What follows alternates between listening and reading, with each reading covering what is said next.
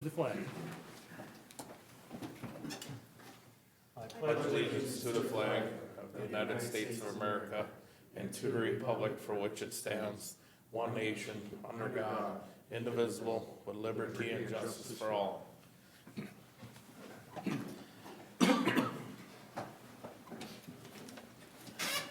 This is the meeting of the Board of Adjustment. I'm sure all of you realize that and aren't at the wrong place at the wrong time. The board is made up of citizens from the 5 commissioner districts of the county.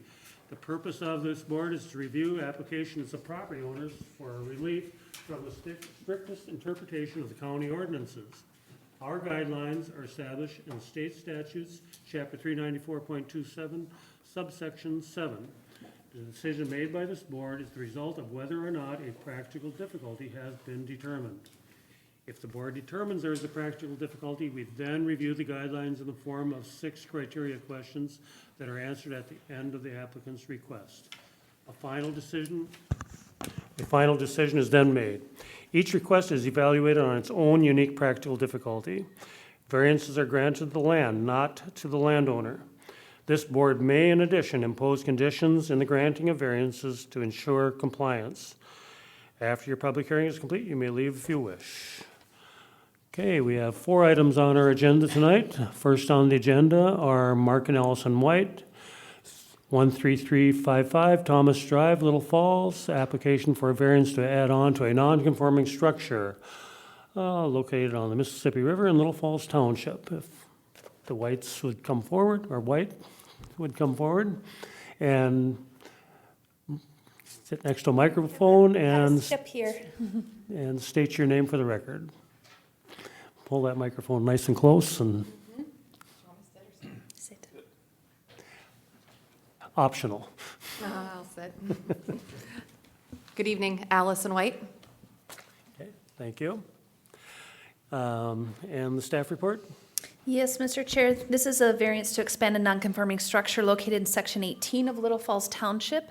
The ordinance references for this is Section 301, 301.6A, 706.3, and then Mississippi Headwaters Board, Section F1. This is a plat map of Little Falls Township, and the red dot is the location of the parcel. And then here's the variance request received from the applicant. And then an aerial photograph of the parcel. This also is the site drawing provided by the applicant. And then a clean aerial photograph. And then some oblique imagery of the property. And then, Mr. Chair, as requested by the Board of Adjustment, I've added the building envelope drawing. This is not included in your packet, so it's here for you to see. And then here are some site photographs taken at the site viewing on the 10th of November.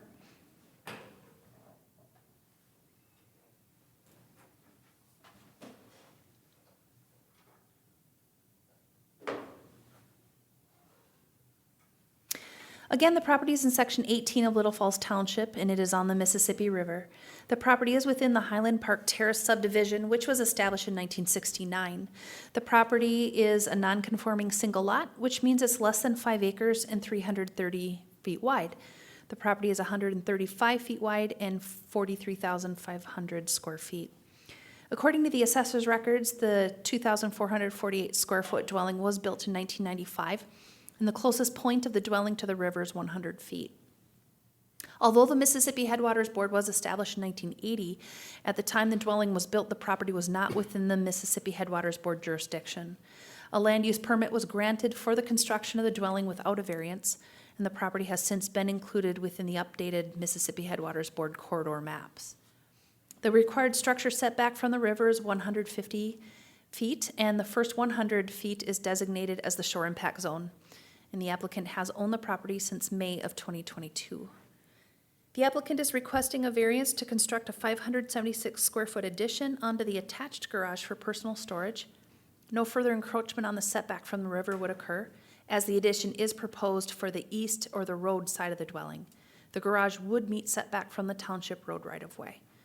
The impervious surface, including the addition, is 18.39%. 25% is allowed.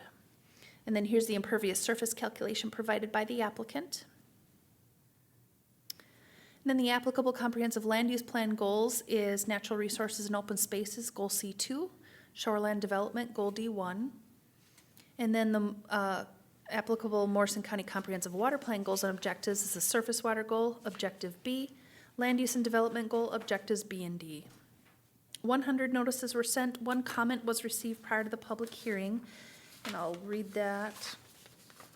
This is from Shannon Wetstein, the district manager for the Morrison County Soil and Water Conservation District. She stated that she would like to make sure that erosion control measures are properly planned and or incorporated prior to construction commencing on this project. And then here you're finding of fact and decision questions, Mr. Chair. Thank you, Amy. The applicant have anything to add to the staff report at this time? No, sir. Okay. All right, board members, if you have questions for the applicant or for staff, fire away. Or any perceived experts that are out in the public. Mr. Chair, Yes. I'll just make a note that I did visit that property today. I wasn't able to make it out there with the rest of the group. I probably startled your daughter and the dog when I was out there, but I did talk to your husband on the Ring camera, so. Yeah, as long as we're on that subject, I'd like to add for the record that we were out there on the 10th, and Marv and Clint and myself and Amy, and met with your husband, with Mark. Okay, Thank you. all right. Anybody else? Marv? Mr. Chair, a few questions for you, Allison. Yes, sir. If I understand correctly, you own this here about 1 year approximately, right? Approximately. Yeah. You know, so something that is part of the questionnaire is here, why didn't you buy something that met your needs at the time, the garage, versus having, to add later on? Mm-hmm. So when we purchased the property, we went in with the intention that both of our vehicles would fit, and our family's dynamic changes, vehicles change, and so they necessarily don't. We also have 2 children who are becoming of driving age, and so we would like to be able to have something that fit all of the vehicles if possible. And in order to have the garage enclosed would be nice and attached to have it look, I guess, more so conforming than separate buildings or dwellings. But why didn't we buy something at that time? We thought that they would both fit in there. Okay. Next question. So we notice your neighbor is building a garage across like this here, and, here, if you would be building a garage directly across, that would not, it would meet the setbacks, and you wouldn't have to be applying for a variance. Did you give that a thought? And if you didn't, why? Sure. Yes, we did give that into, or put that into consideration.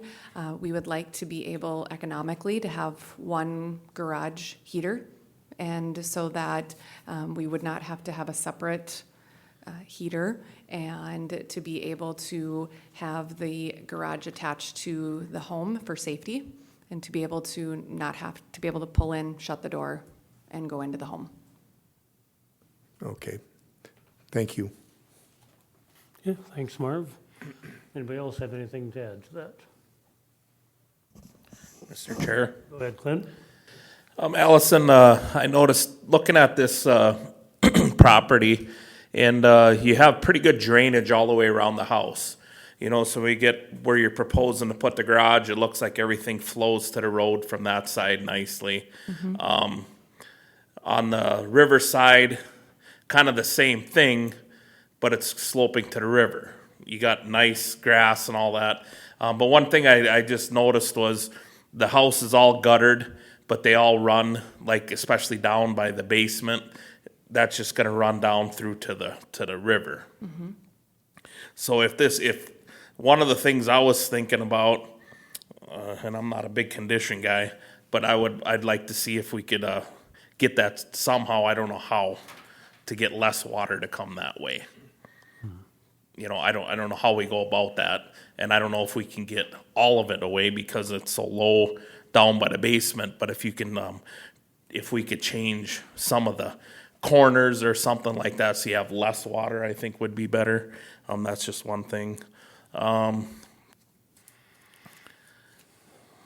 Would that be something that would entice you if we would put a condition on that? Can I ask a question? Yes. So what does the garage have to do with the water? Because you're too close to the river, and the number one thing when we're looking at is you're in the shore, not the shore impact zone, but you're too close to the river, okay? So that's why impervious surface is important, water runoff, all them things. We try to let as least amount of water to a lake or a river as possible, okay? That can be done from directing it different ways, vegetation, which you have lovely lawn. One thing is the shoreline. You had a lot of vegetation on the shoreline, but you chopped it all down. You know, see, if you leave some of that, that helps so the water soaks in more than run in, you know, so that's the reason why we want to try and get the water to slow up and soak in as much as we can rather than run right to the river. Okay. And so if you were not attaching the garage, that wouldn't be probably looked at. But being it's adding on to a non-conforming structure, that's all part of it. If it makes sense to you, I guess Okay. did I explain that right? Yeah, and just, if it was just not attached, all you're looking at is that garage, we wouldn't even have this meeting. But being you have a non-conformity because it's too close to the river, I see. then with the garage getting attached, it's just adding on to that house and that structure, so then Okay. that comes into effect. Sure. So what if I can paraphrase, if there is a condition put on to change that somehow, would I be willing to do that? And Yes, that's what I'm just asking, if you'd be willing to, I don't know what that'd be at this time yet, we'll figure that out before we're done here, if Okay. that happens, but it just, I just looked at that and observation of it, that it kinda all comes down and flows to there, that's all. okay. That's Marv? all I really had. Mr. Chair, Go ahead, Marv. so Amy, would you do me a favor and bring up that erosion deal? And so we try to look at things as a whole. And here, Morrison County Comprehensive Water Plan objective is is part of it, is to protect, enhance, and maintain the quality of all surface waters in Morrison County, lakes, streams, rivers, and wetlands, to ensure that the land is used, decisions for shoreline and development take environmental impacts or climate change in considerations. So if you look at this picture, you can see silt that had came down from your site there when there was some landscaping work done and contaminating the river. Here, that's a big no-no to say, and it may seem like a small amount, but everybody can do that. It can contribute a lot of contamination, a lot of erosion going down to the river. We have another slide with some sand or whatever you can see that was by there, was brought in or whatever. You can see that it slipped it. So yeah, here that is going into the river. So that's why we're supposed to be stewards of the land, try to do the best. You probably didn't know that, but when we seen that, it was just like, whoa, we don't like this. Right. So here, if we do grant this variance, we want some stipulations putting in to prevent any more of this happening. If you understand it. Yes, when we bought the house, it was like this. Yeah. So we didn't bring anything in. If, I don't want that to be construed or an assumption, because when we bought the home, it Well, was I'm like just this. pointing out things, Sure. why Clint brought up what he did, and Okay. and just reiterating, what we have strict rules and interpretations when we're making these decisions up Sure. here. It's not always fun. Go ahead and It'd be nice, oh, yeah, here, grant you. Yes. But, you know, we want to keep this for years and years. We have a wonderful natural resource that is in this county of Morrison, and we want to keep it beautiful. So- Sure. So, thank you. Mr. Chair? Go ahead, Brent.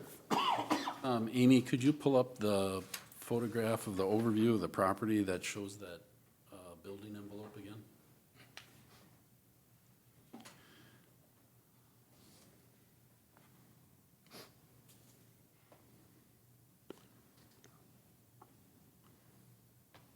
Okay, when I was out there, I'm looking at, it looks like maybe there's a car park there right now, right on the far, as I'm looking at it, the far right.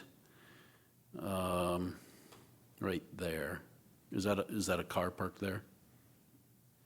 This Mr. was- Chair, I'm assuming it is. This is 2020 imagery. A truck? My question with that is that part of the land, maybe where that tree is, and then to the lower portion of that, there's a new garage going in at that location where it's cleared out on 160682000. If it wasn't attached, the sewer is on the other side of the driveway? Mr. Chair, I believe the sewer's over here. Correct. Correct, and I had a picture in there where it's drawn, where I wrote in septic, Yeah, I can get to Yep. that too. but that car. I just wanted is to not point out ours. on the other side of the driveway where the septic isn't, where the tree is and that truck is, that seemed to be a pretty low area in there. If, considering that that's a potential for the building envelope, that low spot in there would probably require quite a bit of fill to build somewhere other than what's been proposed here. Okay, thank you. I guess I'd just like a little bit of review on ordinance and Mississippi Headwaters Board and the intent of the ordinance. Yeah, your property is just about an acre, 43,501 square feet, and 135 feet wide at the river.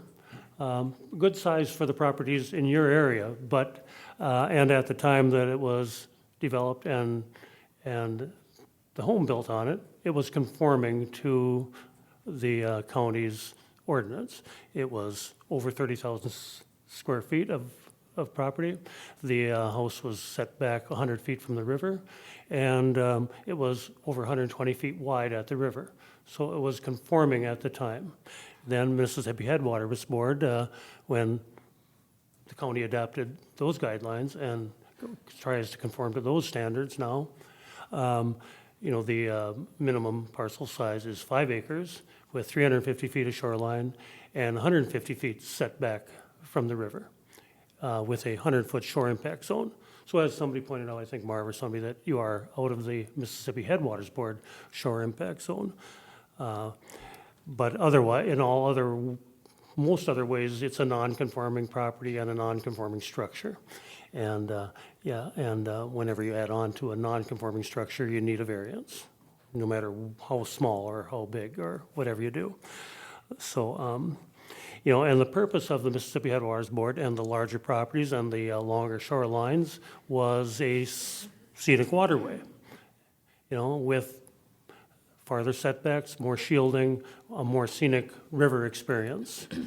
Not necessarily a road experience, you know, on the other side of your property, but from the river. And, of course, to protect the river with more property, more screening, more, you know, more heavy growth along the river. So, anyway, so you were maybe already familiar with all those things. Yes, sir, that's why we Okay. chose to build towards the road and not wider than it already was for the river experience, that you wouldn't see the garage. Correct. So I'd say that, you know, we have to answer the question, does it meet the intent of ordinance and comprehensive plan, you know, which involves environmental things and social things and all kinds of things. And I would have to say yes for the Mississippi Headwaters Board, because, you know, what happens on the roadside of the residents doesn't really affect the intent and purpose of the Mississippi Headwaters Board. But at the same time, as I read in the opening statements, practical difficulty has to be determined, okay? And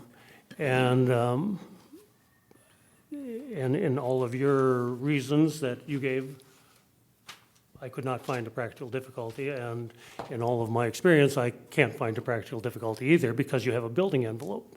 A practical difficulty means that you have no other choice.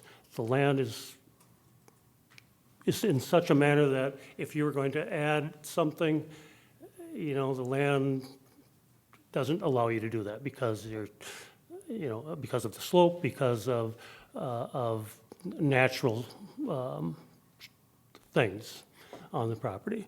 But you do have a building envelope, and the same size structure that you're proposing could fit in that building envelope. There might be a lot of fill.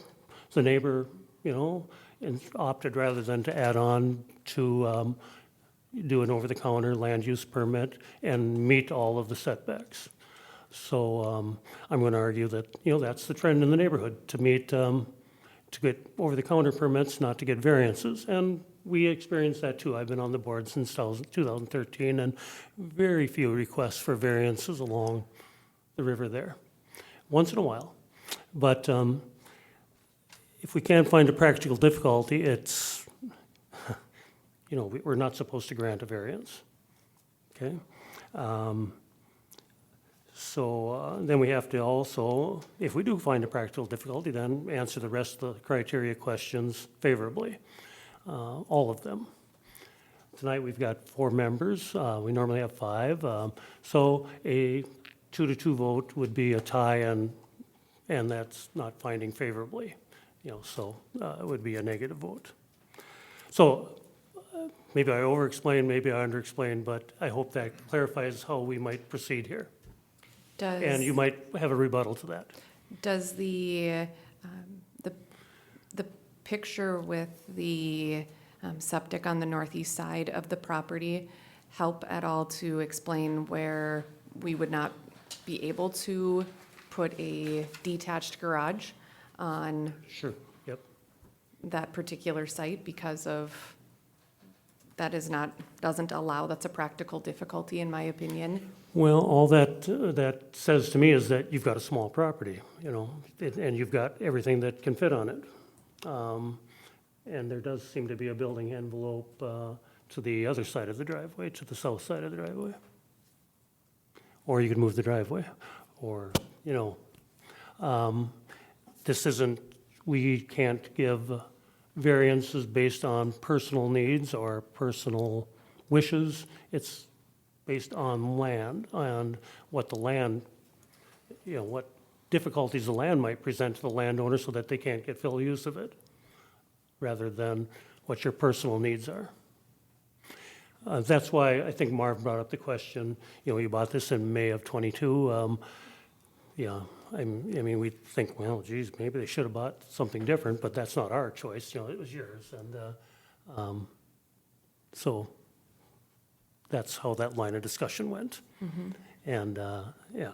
Yes, and understandably so, that, as I mentioned, we would like to be able to have our, not only our children possibly be able to park inside for a Minnesota winter, but also our things that we have along the river, whether it would be a canoe, a kayak, a lawnmower, be put away and not be laying out. And so we'd like to secure those items, and having an attached garage to our current property, we feel aesthetically would look better than a detached garage, and don't intend to build any larger than what we feel is practical. And you're proposing 27 by 27, is that correct? No, sir, 24 by 24. 24 by 24. I don't know where I got the 27. That might have been somebody else. Okay, thank you for clarifying that. Yes. Okay. All right, anybody else before we go to public comments? All right, are there any public comments? I'll ask 3 times. Go ahead. Go to the microphone beside you there and adjust it, make sure you're speaking right into it. And Up there on the Up there, podium. right behind you. I'm sorry. Sorry, I didn't see it. Amy does know what she's doing. That's not Amy. Oh, sorry, Sharon. I do that once in a while, don't I? Hi, I'm Wendy Bunnell. I live at 13331 Thomas Drive, and so I have the house that's right next door that's got the currently under construction garage that's not attached. And there's been some difficulties with that too. I mean, we did take the approach of not filing for a variance because I didn't want to go to one of these. But we've been trying to get it built for over 18 months, and it's, multiple plans, multiple things to all get it in the right ways with the right setbacks and stuff. And we did that knowing that we're gonna have to walk through the ice to get to our cars and stuff like that too. So, from the perspective of the person who's, impacted because she's my neighbor and it'll be right there, I wanna say I have no objections to their variance request, and I'm here for any questions if you have them. Okay, thank you. Okay, anybody else? I think you know the routine, sir.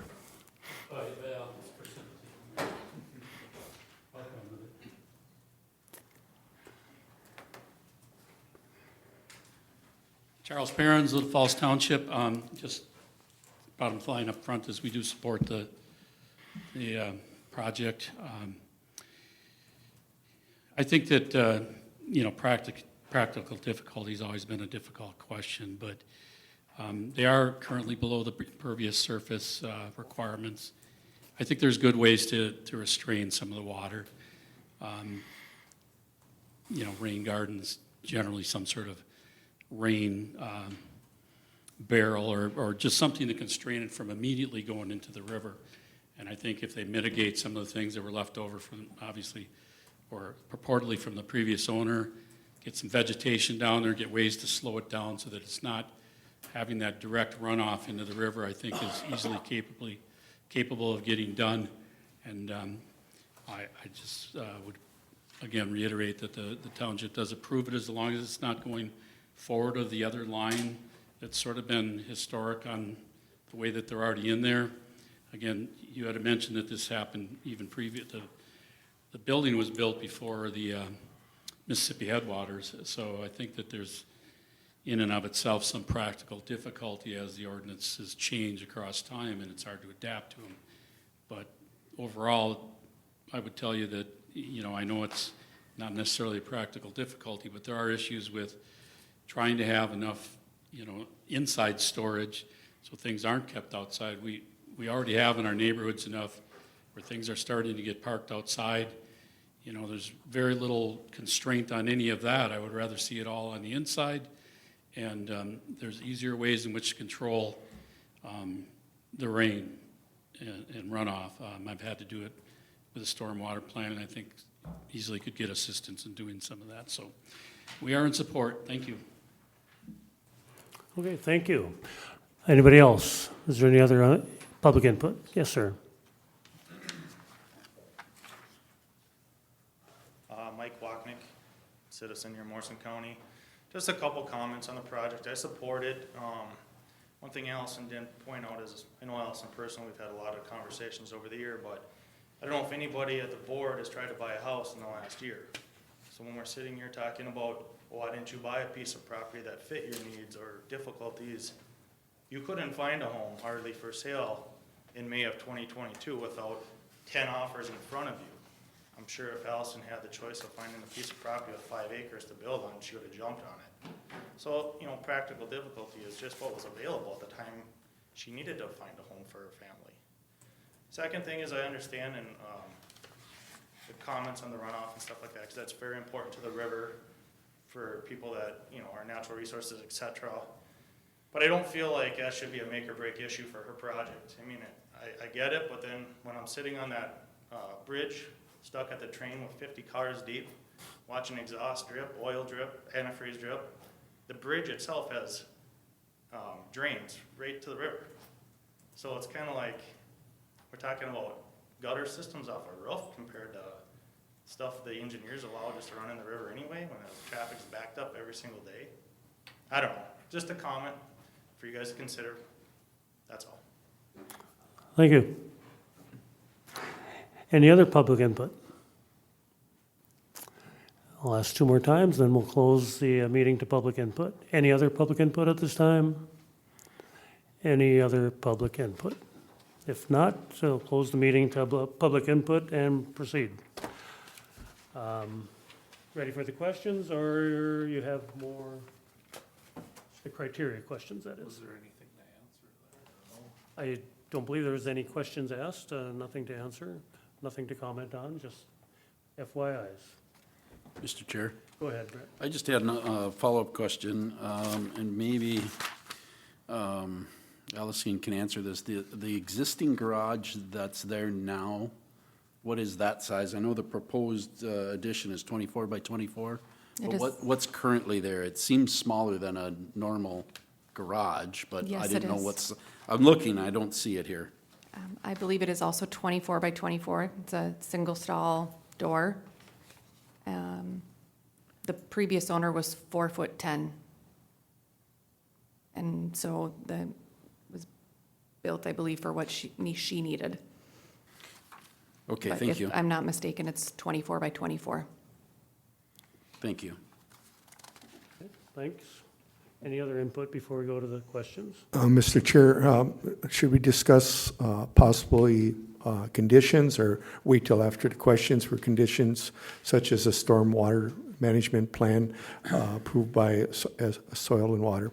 Personally, I always think it's helpful to flesh out the conditions before we go to the questions, so we know how it affects our answers to the questions. Mr. Chair, Yes. if a condition would change the way you're voting, then you definitely want to be talking about those and then qualifying your answer. That's the reason you're voting that way. Okay.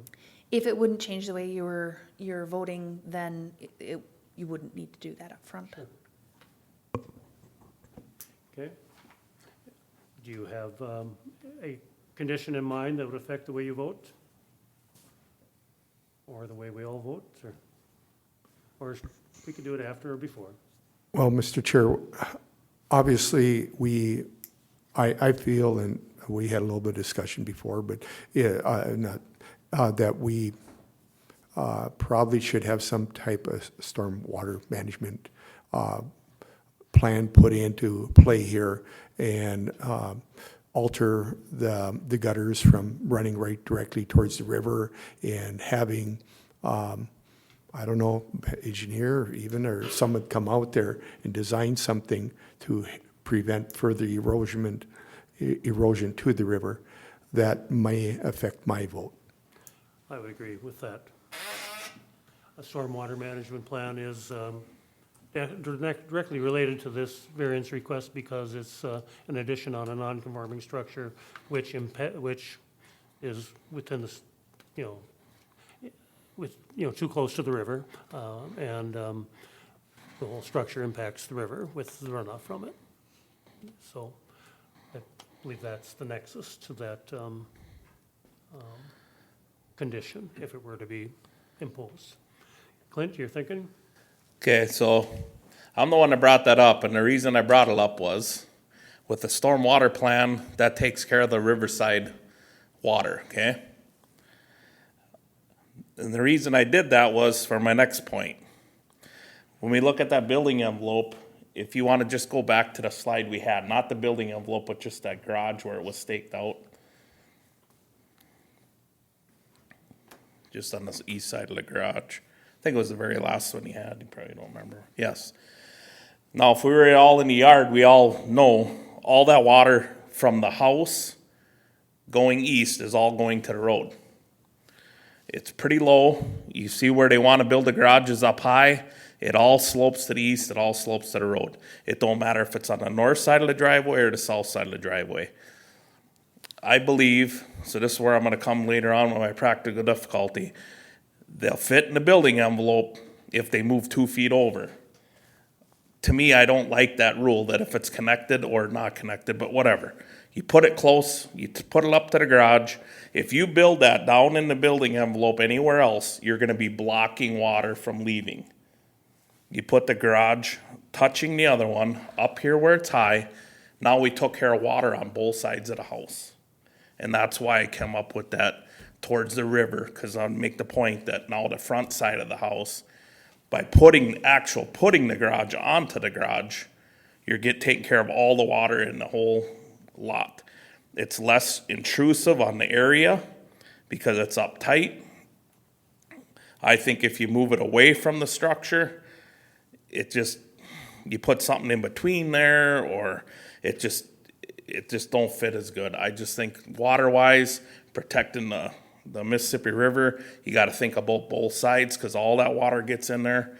I think you're getting it farther away from the river by allowing the garage to go onto this garage than if you built it anywhere else in the building envelope.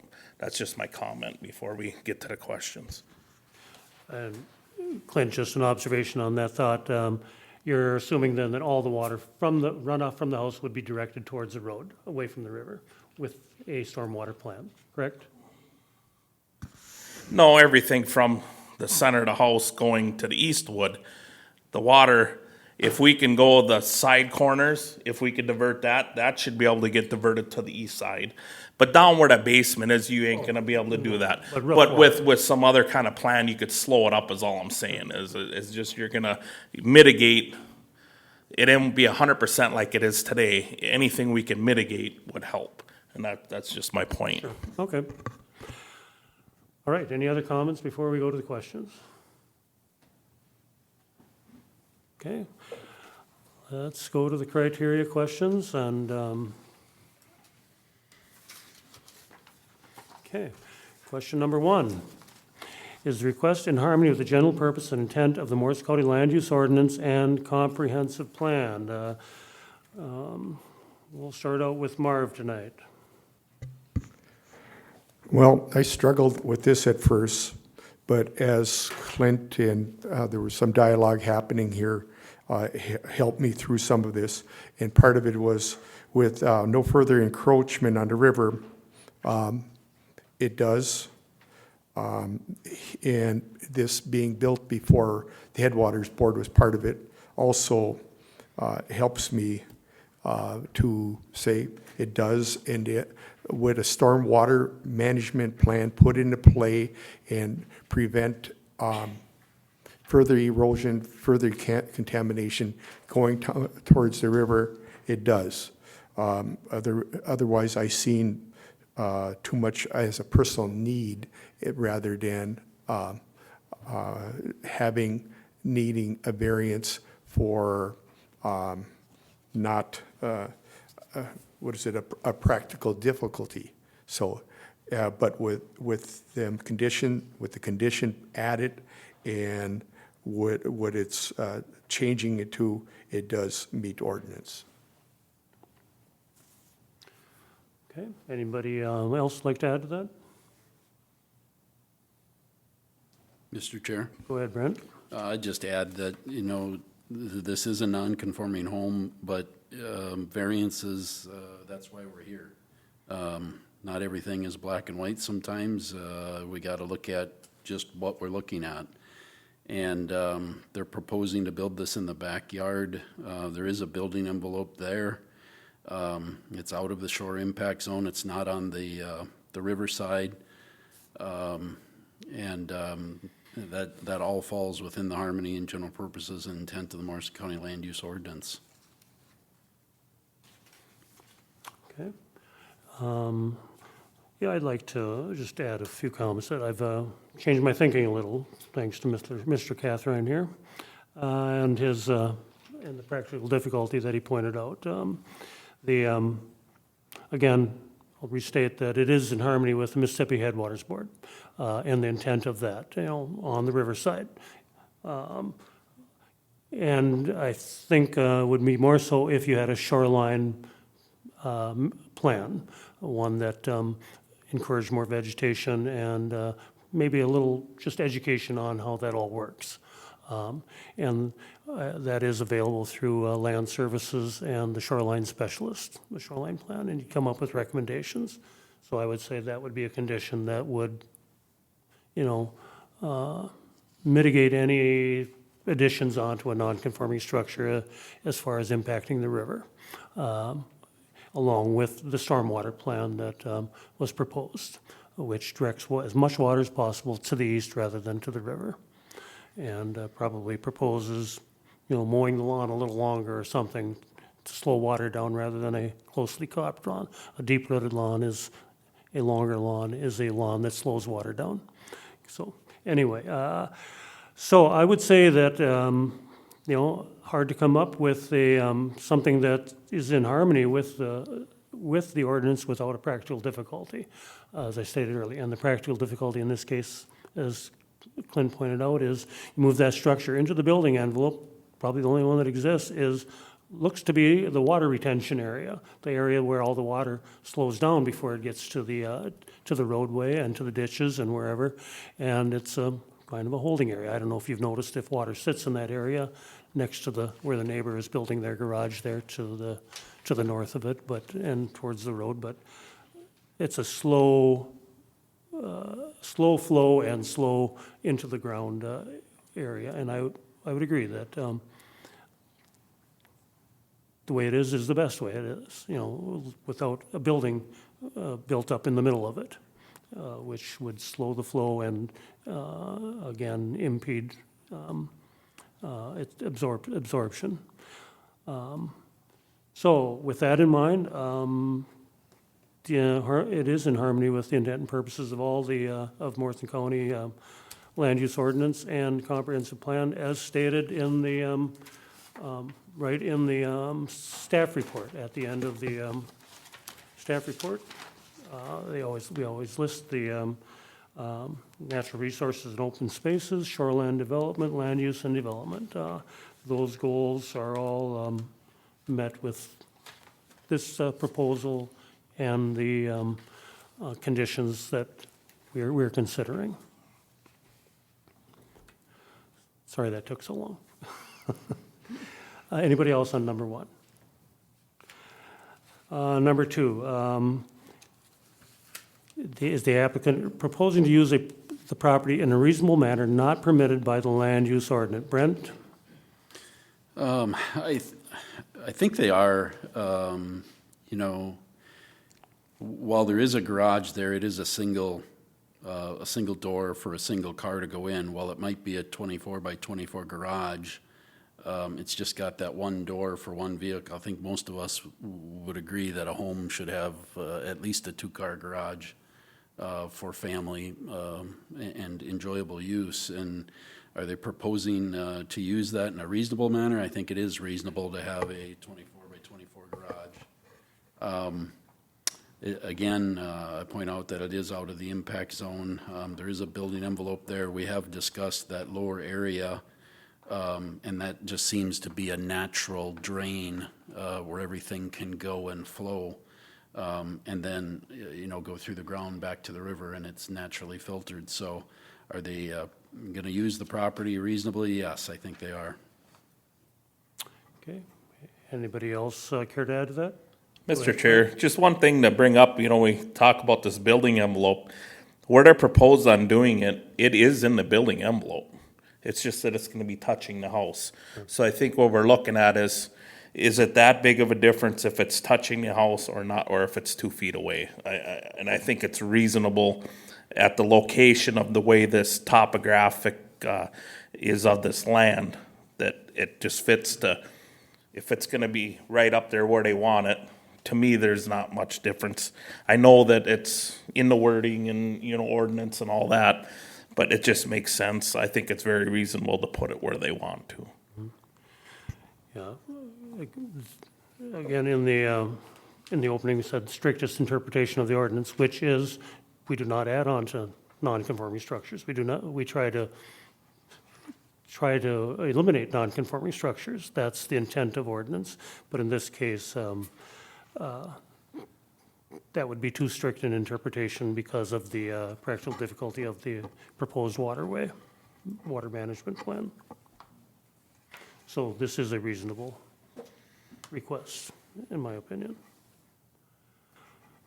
Okay, any more on number 2? Number 3, will the issuance of the variance maintain the essential character of the locality? Nice get to start out on that. I was gonna use as an argument that the neighbor built an accessory structure with a over-the-counter land use permit, which you could do too. But there's probably more room on their property for where they put that detached accessory structure rather than on your property.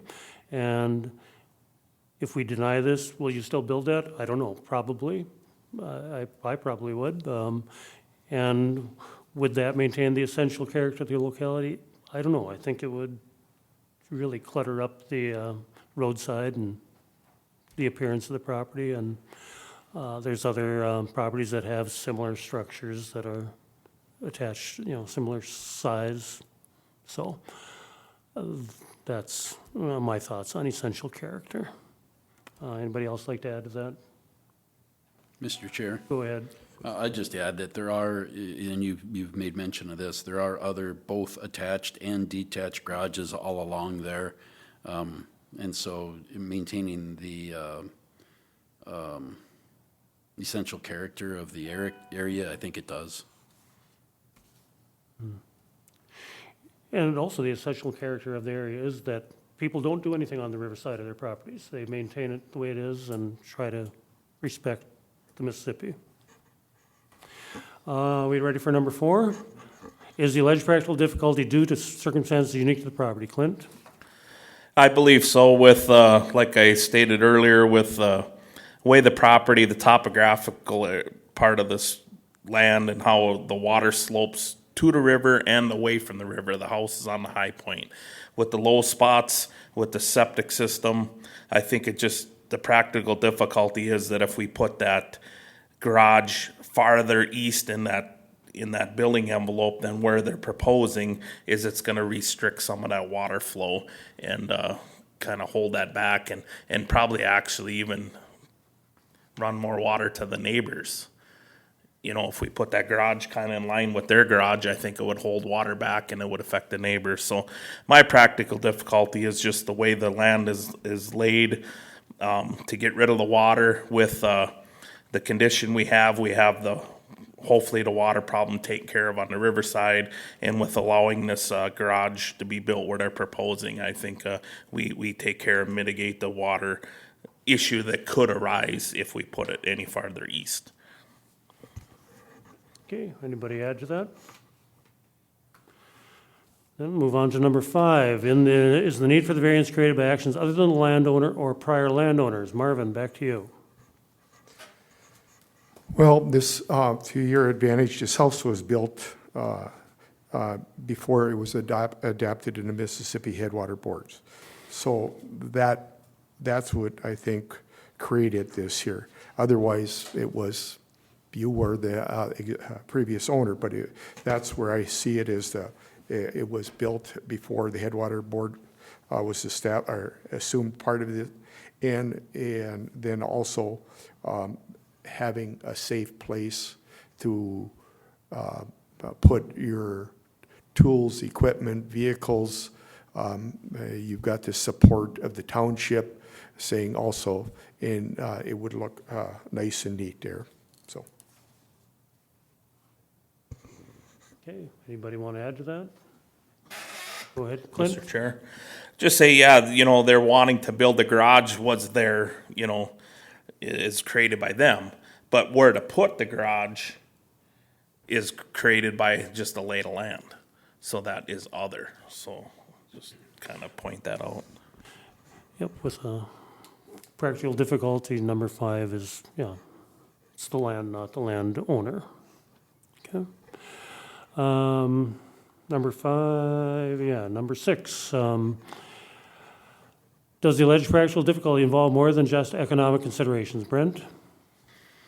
Yeah, I think it does. We heard concerns from Allison regarding safety and parking, and driving into the garage that enters into the home, the sewer location. is a consideration. The bowl in the backyard where the natural drainage would occur and filter back into low-lying areas or back into the river. Just the location of that backyard, the driveway location, all of those things, are more than just the economic considerations. Okay, thank you. Any additions to that? Okay, are we ready to vote on the criteria questions? All right, we'll be starting out with Marv. Is the request in harmony with the general purposes and intent of the Morrison County Land Use Ordinance and Comprehensive Plan? Marvin? Yes. Brent? Yes. Myself is yes. Clint? Yes. Number 2, is the applicant proposing to use the property in a reasonable manner not permitted by the Land Use Ordinance? Brent? Yes. Myself is yes. Clint? Yes. And Marvin? Yes. Number 3, will the issuance of the variance maintain the essential character of the locality? Myself is yes. Clint? Yes. Marvin? Yes. And Brent? Yes. Number 4, is the alleged practical difficulty due to circumstances unique to the property? Clint? Yes. Marvin? Yes. Clint, or Brent? Yes. And myself is yes. Number 5, is the need for the variance created by actions other than the landowner or prior landowners? Marvin? Yes. Brent? Yes. Myself is yes. Clint? Yes. Number 6, does the alleged practical difficulty involve more than just economic considerations? Brent? Yes. Myself is yes. Clint? Yes. And Marvin? Yes. Okay, before we vote on or making a motion, do we want to clarify the conditions? Mr. Chair, I would like to hear the conditions. Mr. Chair, the condition I have is that a stormwater management review will be coordinated and implementation and maintenance of the suggestions. That's the only condition I had. Was there another one? What was that again? I couldn't understand that for some reason. It's the water management plan? A stormwater management review and then implementation and maintenance of those suggestions. Was there another one? Mr. Chair, Dave, you had mentioned something about shoreline review, and Yeah. I don't know how you want to clarify that. Maybe you want to state that again. A shoreline review with recommendations from the specialist and implementation of those. So it could just be one condition, a stormwater and shoreline review. Certainly could be if that works. Yep. Mr. Chair, direct a question to Amy quick. When Shannon Wetstein in her letter, that would take care of what her, Yes, that would address her concern. okay. Okay, good point. Okay, Mr. Chair, Yes. I move that we pass this request with the conditions that with the condition that was just read. I'll second that motion. Any discussion on the motion? If there are no discussion on the motion, I'll take a roll call vote. Aye in favor, nay against. Marvin? Aye. Brent? Aye. Myself is aye. Clint? Aye. Motion carries. Thank you. Thank you, Board. Okay, next on our, Just one moment. okay, Since this is in the Mississippi Headwaters Board jurisdiction, they must certify this before, so because this is under their jurisdiction, they review this decision and have to certify it. That'll be going to their December meeting. And so you won't be able to act on your variance or pull any permits until the Mississippi Headwaters Board has certified this. You will get an email from Mississippi Headwaters Board with the date that they're placing this on the agenda. Thank you. all right, thanks. Okay, next on the agenda is Daniel Amundson, 1794 West Shamana Drive, Motley. Application for a variance to raise a non-conforming structure located in Scandia Valley Township on Shamana Lake. Mr. Amundson?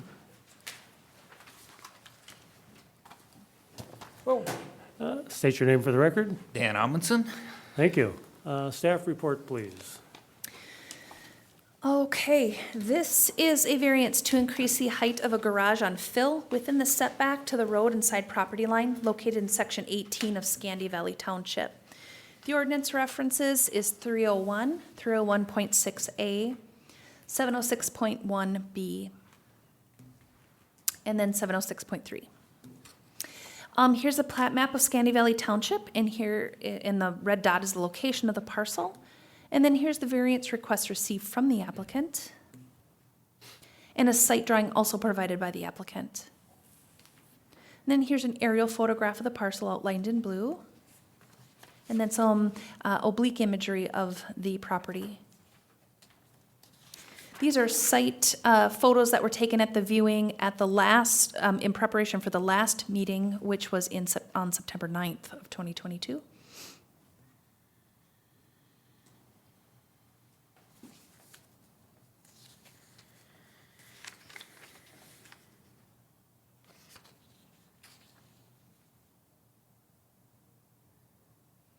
So again, the property is in Section 18 of Scandia Valley Township. It's on Chaminade Lake, which is a general development lake. The lot is part of the Houts Outlet subdivision that was platted in 1949. The property is a non-conforming single lot, which means it's less than 30,000 square feet and 120 feet wide. And the property is 85 feet wide and 15,343 square feet.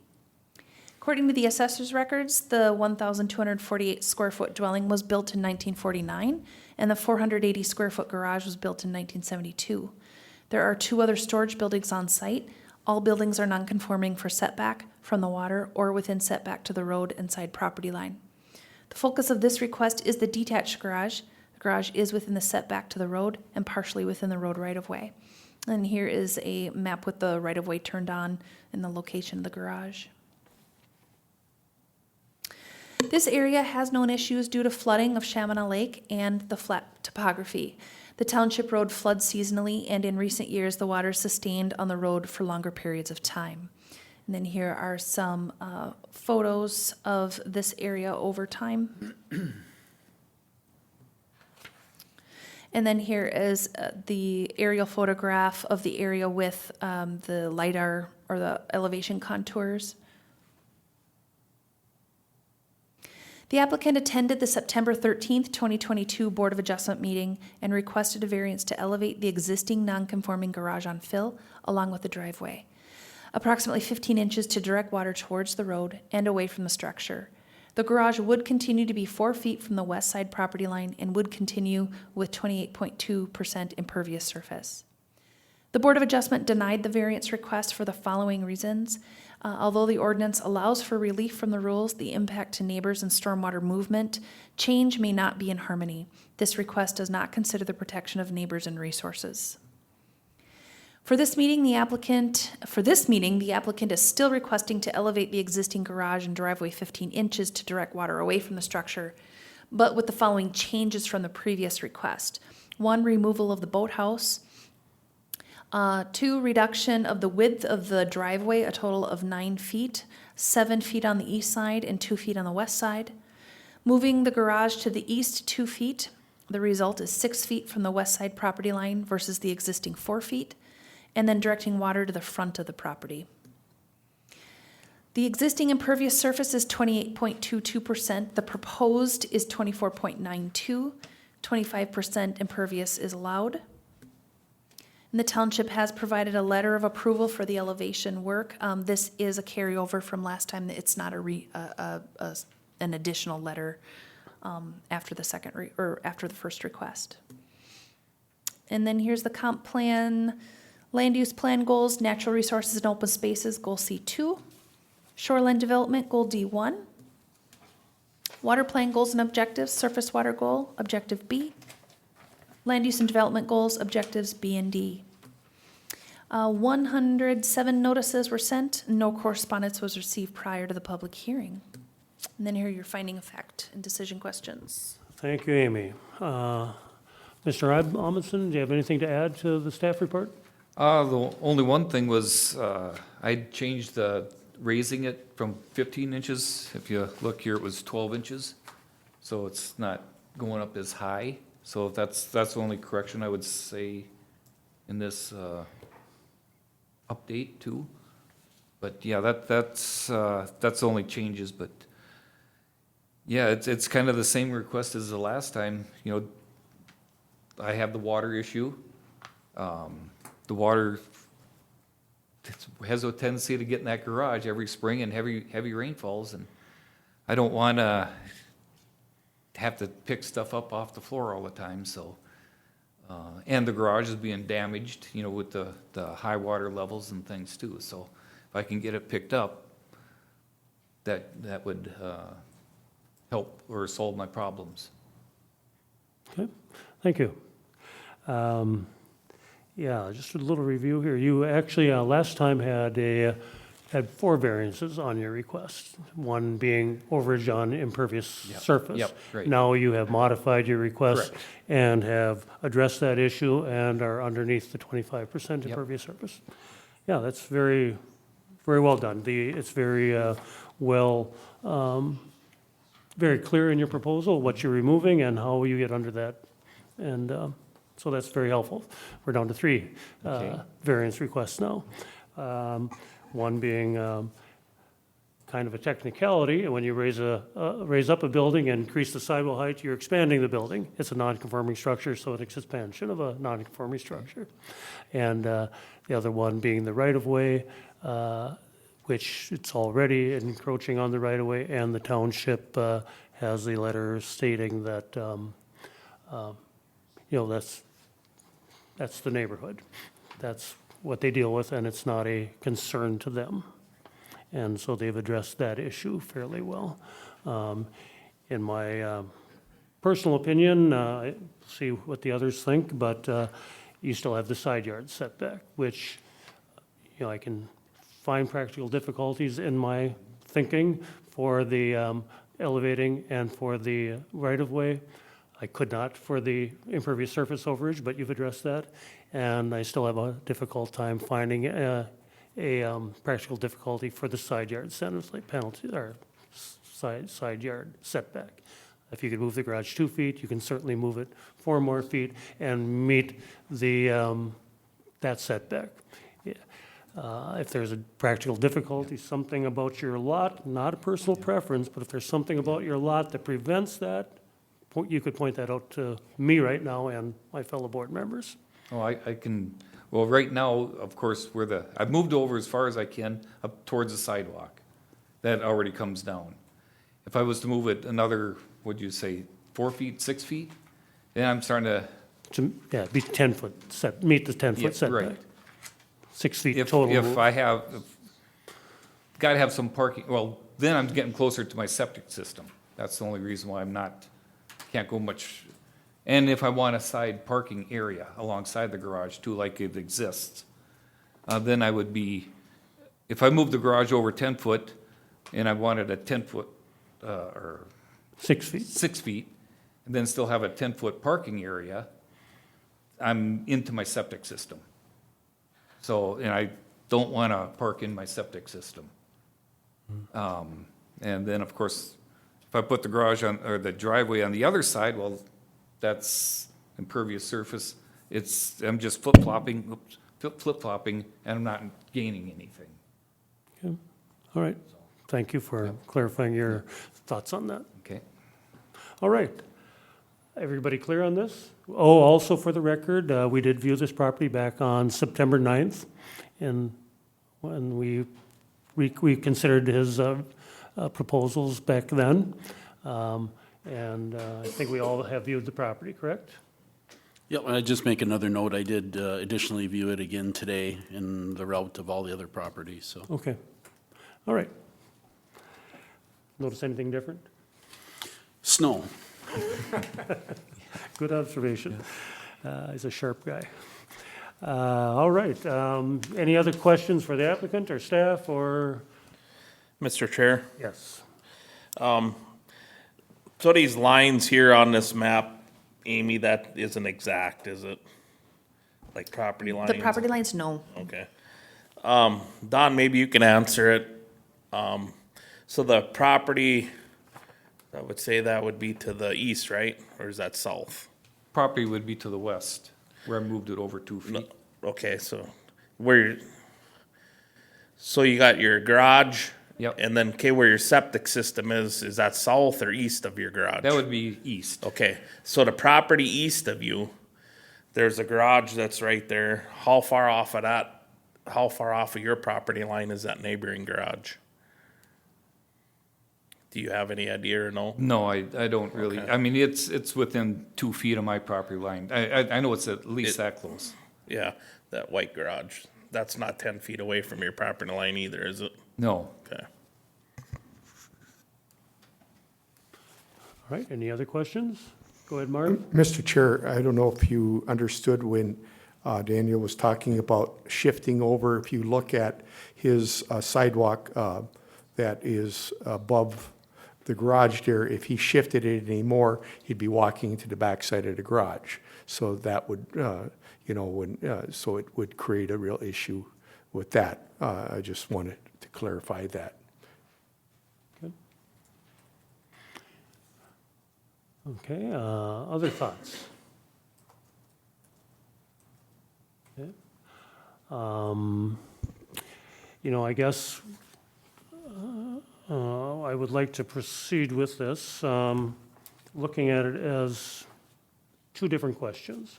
One, you heard my objections to the side yard setback, to address that separately and answer criteria questions on that one separate from the other two requests, which are the raising of the building, expansion of the building, and encroachment on the right-of-way.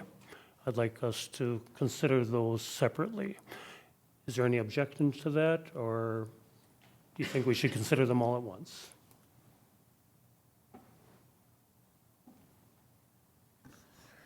Well, I think we can consider them all at once, because even if it's two-part, Dave, it all has to pass to get it done, right? Not necessarily. If you just don't pass one and he's okay with, Okay, I see what you're saying, yep, at least it gives them the avenue to, yep. because we all got several of us got hung up on the side yard and the Yep. impervious surface last time. Impervious surface is gone, side yard is still there. I still find it hard to come up with a practical difficulty for that. So it would be nice if he had left here with options if we, Yeah. Yep. So. That okay with everyone? I'm fine with it. Okay. So, Mr. Chair, I just want to clarify, you're looking at voting more than on separating the votes? And what are you going to separate them into? Into the side yard setback as a separate request? So to continue,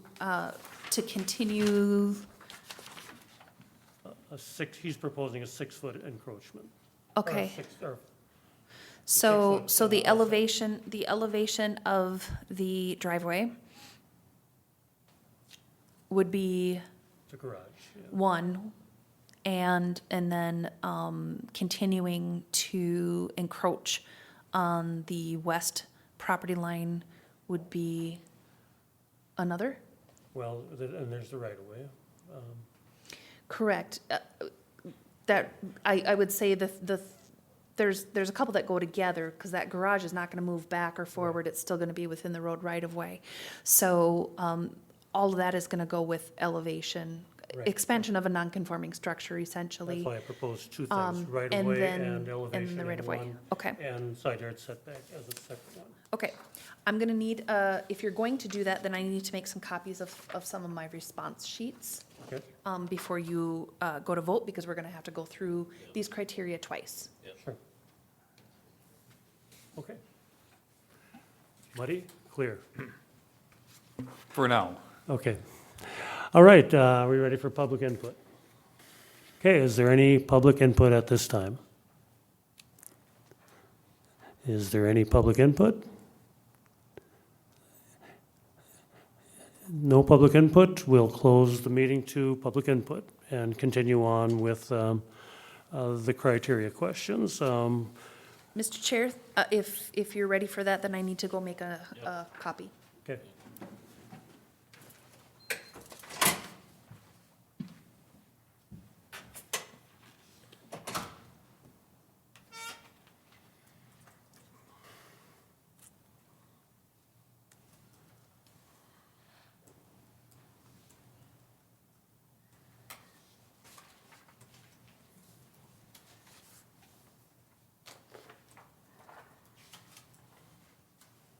Did you get that, Sharon? Good. Just making sure you're alert over there. So quiet in here, it reminds me of first grade prom. You've always been an advanced kind of a guy.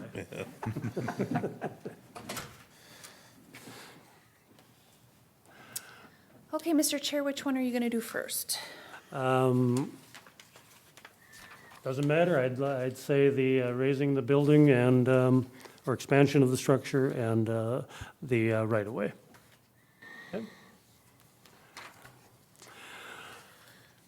All right, first question is the request in harmony with the general purposes and intent of the Morrison County Land Use Ordinance and Comprehensive Plan? Again, we're discussing right-of-way and expansion of the structure, which the raising of the structure is. Okay, we started out with Marv, we'll start out with Brent. I think, I think that he is in harmony with the general purposes of the intent. He has a structure, although it's a non-conforming structure, he has to do something to repair it. He could just repair it where it stands and do nothing else, but that doesn't fix the flooding and ongoing problems that occur with it. So he's looking at raising it, which then now brings into all these other things. And so his only remedy for that is to apply for a variance, which is what he is here doing. So I think it does fall in with the general purposes of the land use ordinance. Okay, anybody else? Yeah, Mr. Chair. Reading through our comprehensive plan and our goals, and I think when you look through, most of it's to protect the environment, and this is going to do that. Looking through the shoreline development goal D1, the only one maybe that shows anything would be like the social, and that would probably tie into putting water on the neighbors or something like that. And I think what's proposed on this here with the elevation and it's going to go towards the road, I don't believe that would affect the neighbors. That's how I would kind of interpret the social part of it. So looking through the goals and objectives, I think it makes it in harmony with the general purpose and intent, other than he has to apply for that variance. Okay, anybody else? Go ahead, Marv. I wanted to point out, at the last time we met, he had the support of his neighbor, him wanting to do this rather than flooding him out. But, and another thing pointing out is 107 notices were sent and no negative notices came back here. So, yeah, I believe it's in harmony. Okay. Yeah, and I would just like to add what I said before, but as a reason, this is, as Brent pointed out, this is more a repair than anything else. Repair and replacement of property is allowed, non-conforming property, but not expansion. Technically, it's repair and replacement. You don't get any more usable space out of the structure, but by raising the sidewall, it's an expansion. So repair, expansion, repair, expansion. So that meets the intent of the ordinance. It is a repair. It maintains the usefulness of the structure, which is not very useful now, at least a month out of the year. Also, the township has the pulse of the public. Their public that they represent is that road, uses that road. And they know about setbacks and future needs of that road. They're not concerned. Don't see any expansion of the road, don't see any watershed issues to the road from this proposal. Again, the proposal is raising the structure, staying in the right-of-way. So those would be my reasons for voting yes on intent and purpose. Okay, number two. Ready for number two? As the applicant proposes to use the property in a reasonable manner not permitted by the land use ordinance. I get to start out on that one, and yes, it is very reasonable to repair and maintain a structure, and reasonable to stay in the, within the setback according to the township and the township's future uses of the, determined uses of that road. Okay, anybody else like to add to that? Number 3, will the issuance of the variance maintain the essential character of the locality? Clint? Yes, really driving by when this project's completed, you'll never really know the difference. Even though he's gonna elevate it, he changed it to 12 inches, elevate it in 12 inches. Once it's all done, you ain't even gonna really know that he did that either. So there probably isn't gonna be any different as far as look when the neighbors drive by, maybe during construction, but other than that, nothing's really changing other than raising it 12 inches, like I said, and you won't notice it once it's all done. Okay. Any other comments on number 2? You have enough there, Amy? Number 3, will the issuance of the variance maintain the essential character of the locality? I just did that. Can we do it again? I liked it. Number 4, is the alleged practical difficulty due to circumstances unique to the property? Marv? It is, and obviously anybody that knows that area with Shamina with the flooding issues, water issues, he's getting tired of having water in his garage and having to do something. So it makes it unique.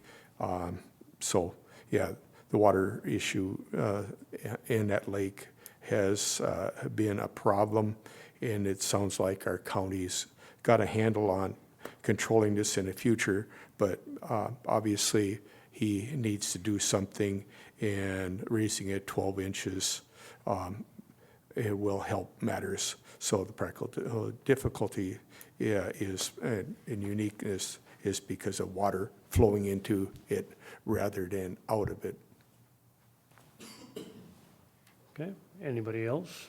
Go ahead, I would Clint. just add that for the right-of-way setback part of it, to move it back any farther, he's just getting intrusive closer to the lake.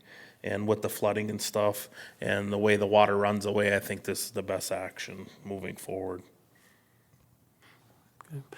I'd just like to add, it's just, these difficulties are not unique just to his property, but to all of his neighbors and the neighborhood because of, just the lay of the land in the whole area there. When we were visiting, or viewing, there was a sump pump going, moving water from across the wetland and the road to a better spot. Are we ready for number 5? Is the need for the variance created by actions other than the landowner or prior landowners? Brent? I think certainly you've got weather issues here, you got storms, rainfall, the flooding of the roadway, the backfilling of water into the garage from that, also the flow from the house, water trying to make its way to lower ground. That isn't created by the landowner, it's something he's trying to rectify. I don't know what else to say there. Okay. One thing I'd like to add, you've been there since 1970, Late 90s, late 90s, been there a long time. yeah. Didn't have these problems at first. Not until 5, 6, 7 years ago when the lake levels came up. Sure.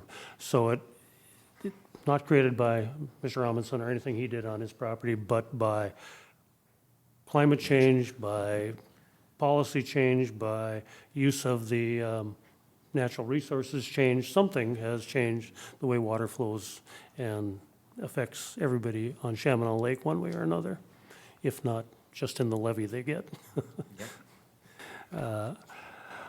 So that's number 5. Any others?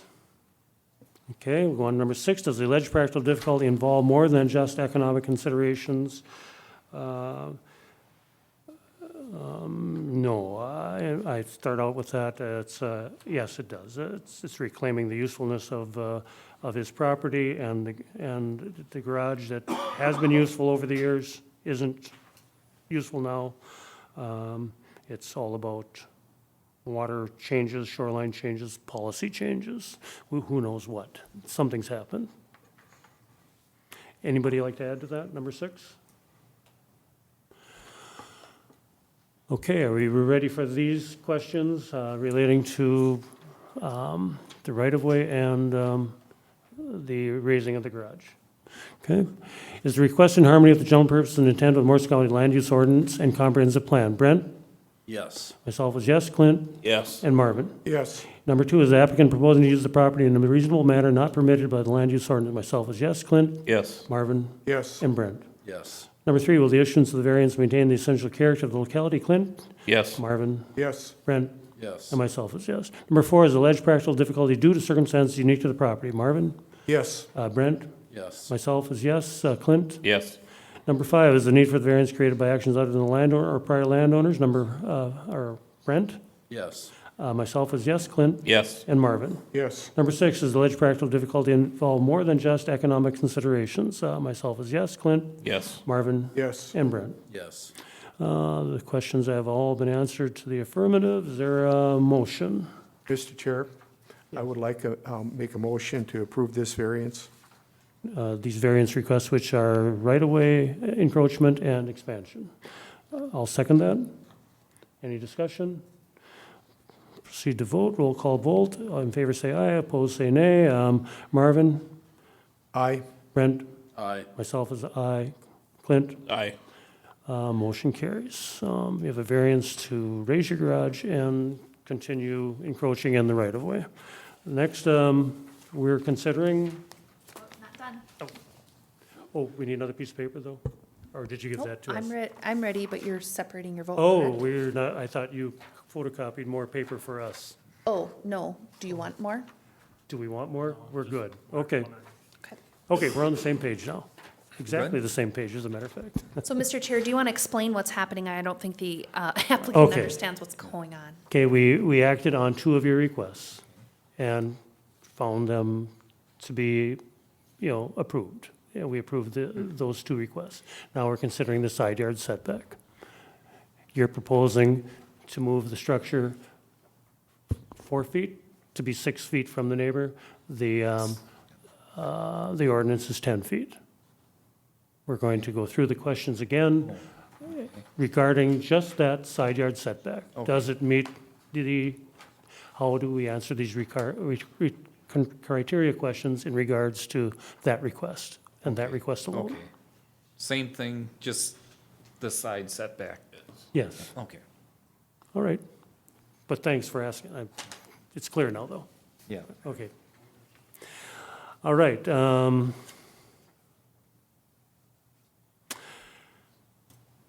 Is the request in harmony with the general purposes and intent of the Morrison County Land Use Ordinance and, Public comment. excuse me? Do we have to ask for public comment on this? No. Nope, already done that, yep. Is the request in harmony with the general purposes and intent of the Morrison County Land Use Ordinance and Comprehensive Plan? We had Brent start last time. I guess that means I should start this time.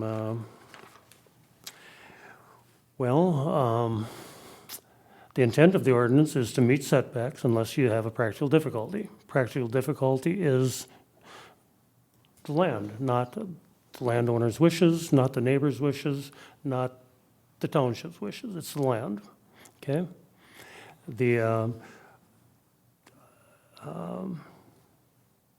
And the variance, if any, is given to the land, not to the landowner, okay? It's based on something unique about the property that doesn't allow you to meet that setback. In my opinion, sidewalks, sewers, whatever, parking on the other side of the garage rather than just on the street side of the garage, those are personal preferences. It does not meet the intent, in my opinion, does not meet the intent of ordinance, which is to, when you can, you're already picking it up and moving it 4 feet, or 2 feet, 4 feet, 2 feet, move it another 4 feet, and you meet the setback. Simple in my mind. More expensive to do that, but we can't do it just based on economics either. We can't do it just to save you money. All right, so, I find no practical difficulty, so the intent of the ordinance is to meet the 10-foot setback and respect your neighbor's property and future neighbors. When you don't own the property anymore, when your neighbor doesn't own the property anymore. We're protecting future rights of property owners. Okay, others, number 1. Is the intent in harmony with general purpose intent of the Morrison County Land Use Ordinance and Comprehensive Plan? Anybody?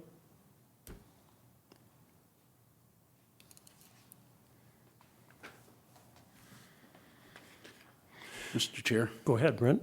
I'll just throw this out for discussion. It's kind of difficult with the way that this is broke up to look at it because we're actually looking at this now is would we allow a building of a structure to go closer to a side yard line, right? And it's difficult to do that. So I struggle with this. Is it in harmony with the general purposes? I don't know. Okay. I think that answers that question. Anybody else on number 1? Number 2, is the applicant proposing Mr. Chair? to, go ahead, number 1? Back to that. Here, I struggle with some of this too, what Brent was saying. You look at the neighborhood, how tight everything is, and where do you put it? How do you do it? What's the fair way to do it? Is there a fair way to do this? And anyhow, I admire him for his stewardness of removing the boathouse, ending up dropping down impervious surface. With him having to shift this further over, I pointed out that sidewalk is going to come directly behind that garage. Will it cost more? Yes. He'd have to tear that up and probably some contamination, dirt, whatever, when you get a heavy rain. Hopefully it isn't a problem when he's constructing, but he'd have to shift that sidewalk. It would look kind of strange coming in from a different angle. So I really struggle with that far moving it. I understand if you're building a new one, how do you do it? But I'm thinking shifting it over just wouldn't look right in just the way the layout is there. That's my personal view of this here. So I struggle with how that sidewalk and everything's coming in. Mr. Chair, Go ahead, Amy. are you answering criteria number 1 with that, or are you just adding more discussion? I'm just adding more discussion.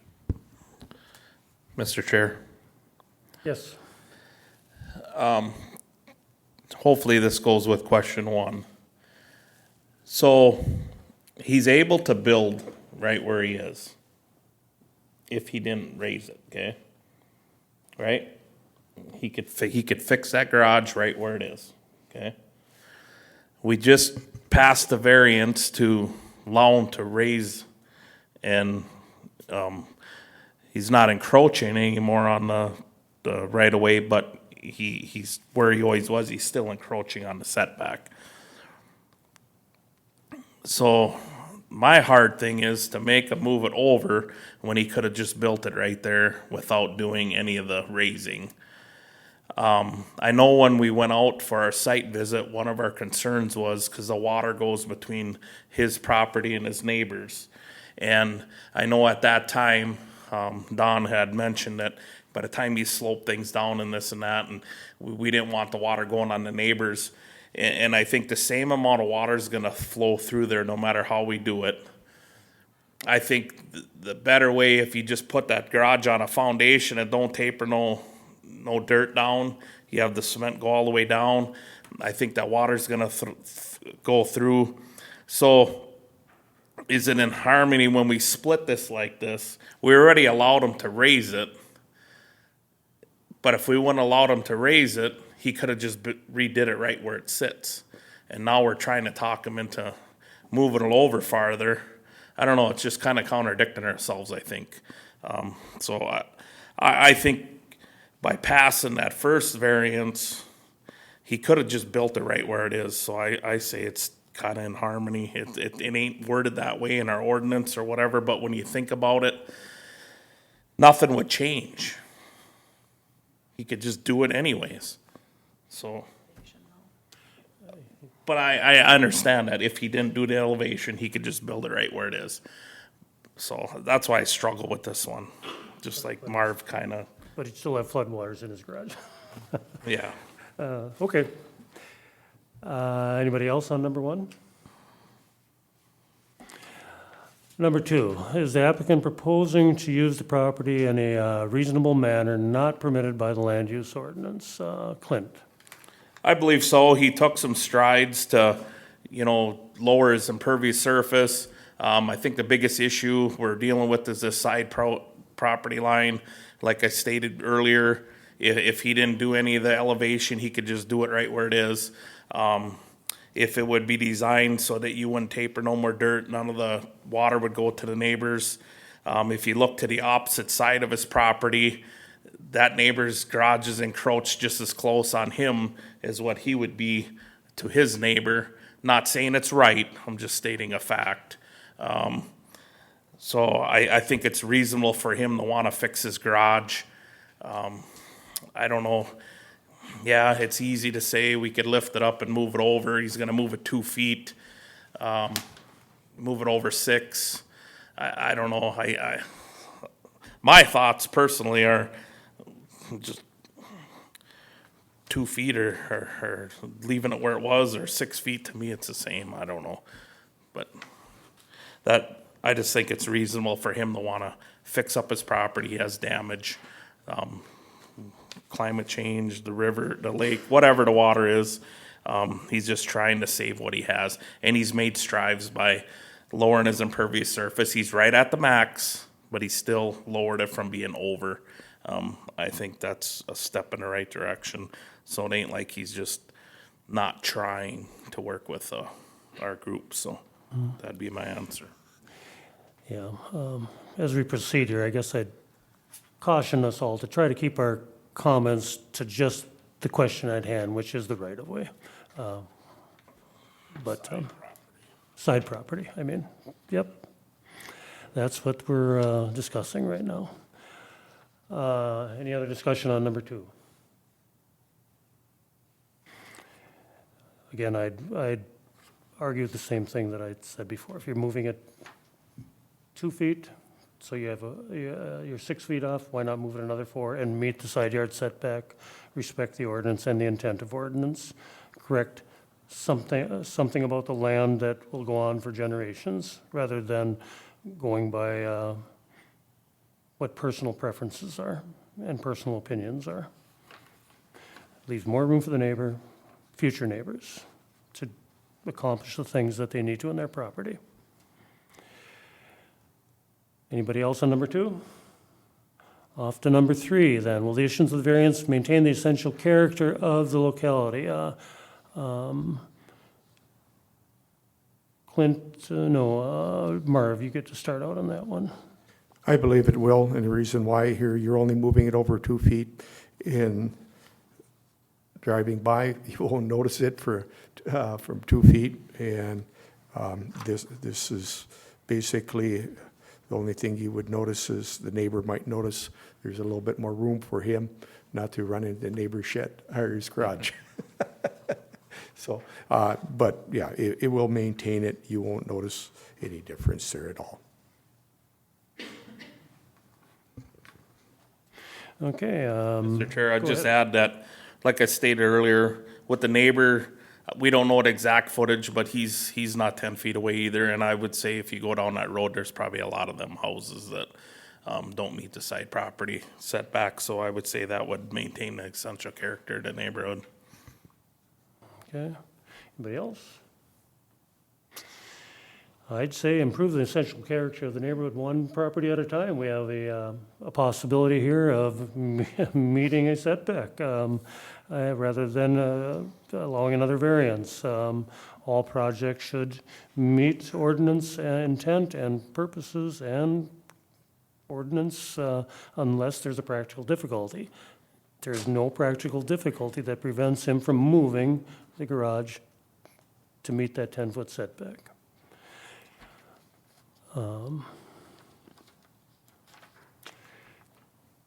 So it does, again, one essential character at a time. Anybody else? Number 4, number 4, is alleged practical difficulty due to circumstances unique to the property. Brent, you get to start that one. Well, originally I looked at this as the holistic view of everything.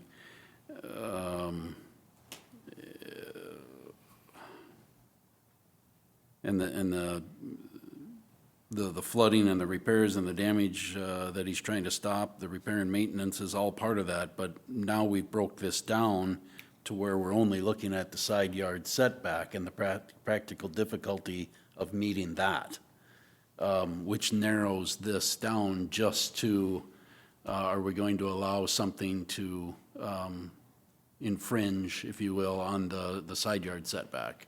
And so it's a little more dicier to try and answer that question, is what the practical difficulty is if in the other one we approved it to be raised and moved 4 feet.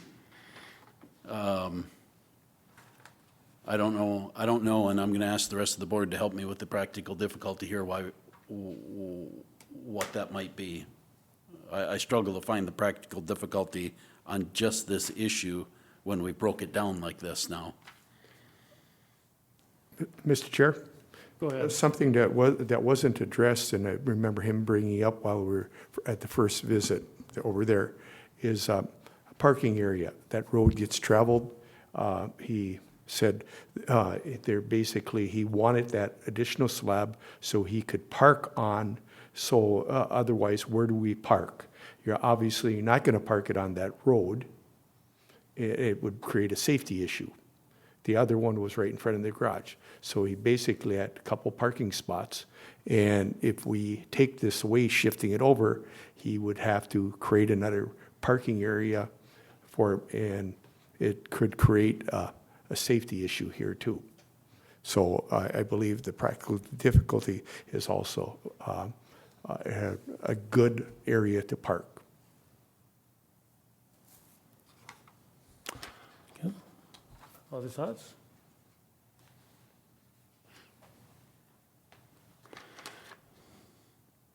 It's a two-stall garage too, correct? Yeah. Yep. Yeah. All right. Okay, anybody else on number 4? Again, I've already stated my opinion on no practical difficulty being present. Number 5 is the need for the variance created by actions other than the landowner or prior landowners. I guess I get to start on that one. It's, I guess, entirely the landowner's decision that necessitates this need. It's whether he's willing to move it over 6 feet or 2 feet. If he decides to move it over 6 feet, he meets the setback. If he doesn't, and we grant the variance, we'd be granting a variance based on, the needs of the landowner versus the land, and the actions of the landowner created the need for the variance. Anybody else on number 5?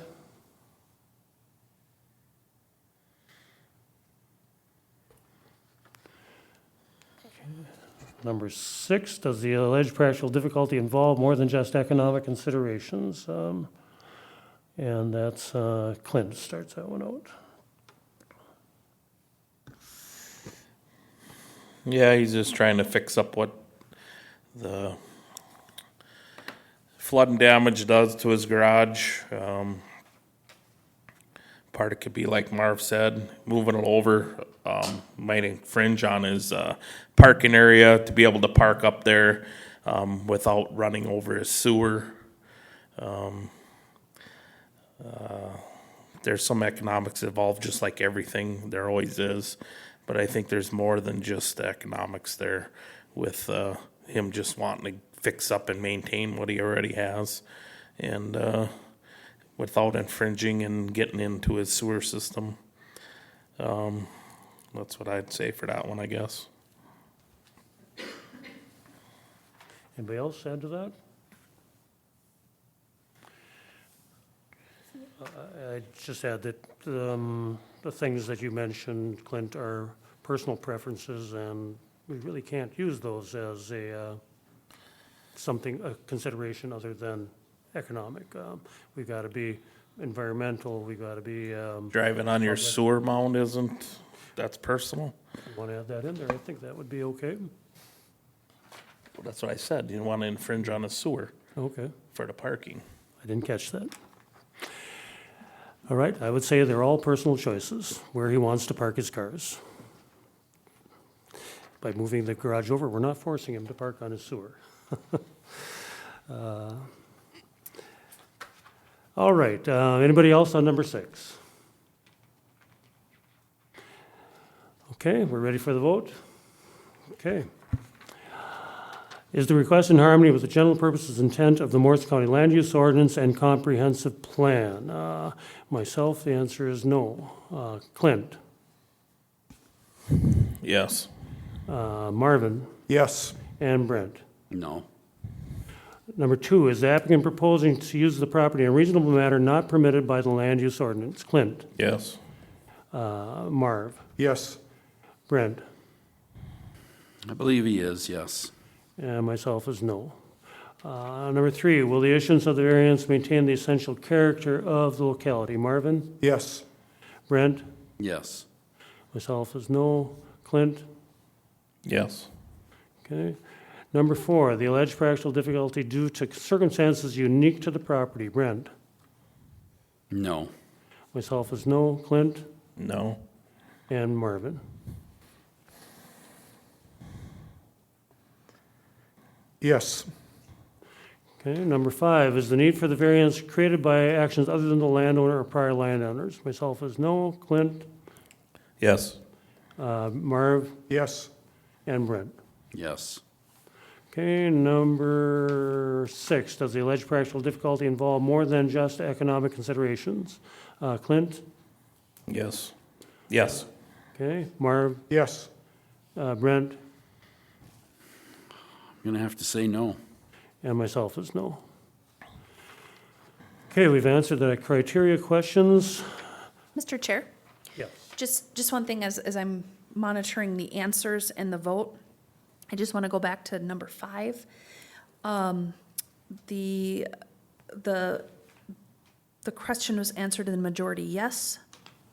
However, the answer or the explanation I have would be a no.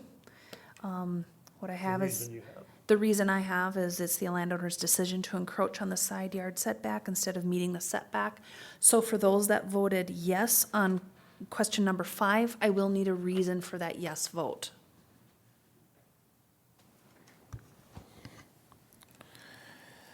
I would state for that one, I would state that with the flooding,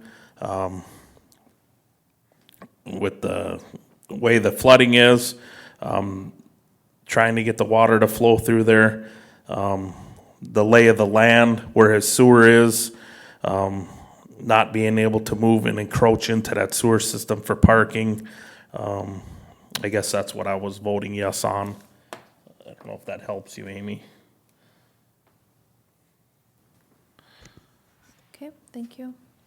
My thoughts were due to safety, parking, the septic drainage area off to the right side, all came into play on that question. Okay, thank you. Okay. In mine, Amy, we're also parking and safety. Okay, thank you. All right, that answers that. Yes. Okay. We have a tie vote on number 1, so that's a no vote. We have a 3 noes on number 4, that's a no vote, and we have a tie vote, 2 noes on number 6, so that's a no vote. Not all of the questions have been answered to the affirmative. Is there a motion to deny this variance request? I'll move to deny this variance request to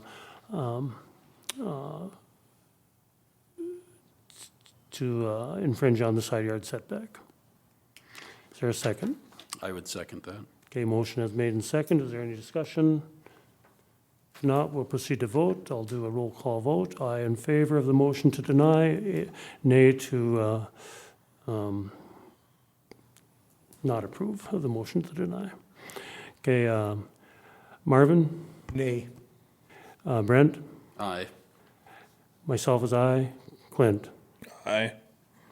Okay, a motion has been made and carried to deny this variance request. But we have approved the raising of the garage and the continued encroachment on the right-of-way. I think we need to consider conditions. We have the applicants for bullets. Mr. Chair, Yes. you've already voted and you're not adding, you can't add conditions at this point. You voted with no motion for conditions. Oh, I thought we were going to do it after we did this. Okay, do another vote. But, okay, No, you acted on both. okay. No way to add conditions at this point. You'd have to open it back up. I would like to open up our discussion again on that one, to add these as conditions what the applicant proposed. The 4 bullets in his application. That was bringing the Mr. Chair, then impervious you, surface down under 25%. Mr. Chair? Yep. You're actually going to be going back to that first vote you did then. Yep. So I need a new motion then. Well, then I've got some other thoughts also. Or do you need a motion to open it up first before we do the conditions, or what's your feeling on that? I'm going to defer to our county administrator for a moment.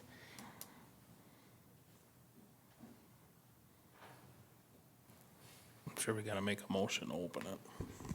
Okay, I'd second that motion. Did you follow any of this? How are we looking for them to